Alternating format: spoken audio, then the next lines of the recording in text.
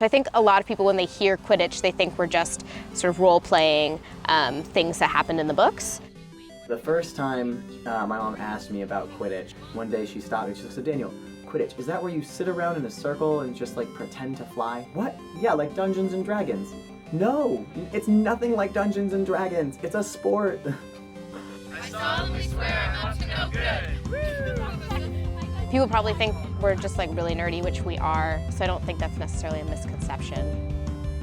Being a fan of Harry Potter is a lot easier than being a fan of almost anything else, just because there's an entire generation of people that grew up with Harry Potter.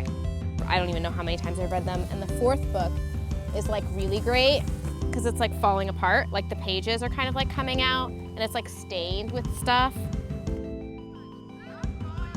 The quaffle, as it's called in the books and movies, is this ball, which is really just a volleyball that's been slightly deflated. And this is the ball that we use to score points. And the people who score points are the chasers. There's 3 chasers on each team. They pass this ball between them, score through the hoops. So then we have the bludgers, which are really just dodgeballs.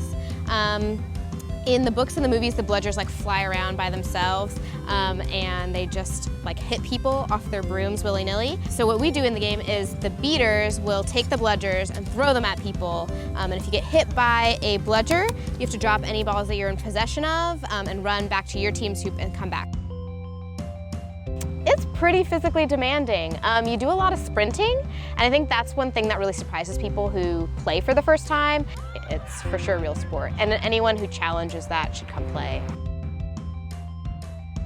I have next to no shame, I think, when it comes to this kind of stuff. I mean, I don't think there's anything shameful about it. Everybody's a nerd, but that's, I mean, like, I don't know, it's just good fun. It was surprising how much coordination you needed with like keeping the broom under your legs and throwing the ball and passing and finding the open people. You're always having to do penalty laps when you least expect it, and you never know what's going to happen. We had a lot of passers-by yelling and cheering for us and shouting out, "Yay, Gryffindor," and things like that. I sort of inherited the responsibilities of organizing Quidditch. So bringing the equipment every single week, promoting us on social media, recruiting new members, sort of everything that has to do with keeping Quidditch going in the summers. Really what we've done is we've taken the game and created sort of a framework for an actual sport, and we're just playing it for fun. I feel like Alaskans are very friendly and very open to trying new things, and I think that is really beneficial for playing Quidditch here in Alaska.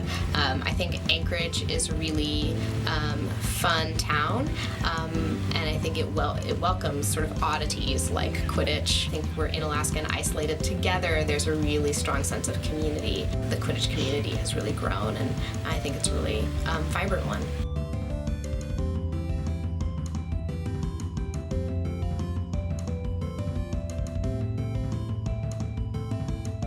Gryffindors and Slytherins tend to compete a lot and just get, in each other's way. And then Ravenclaw tends to side with one or the other, but Hufflepuff is like the peacemaker. I think I'm more of a Hufflepuff.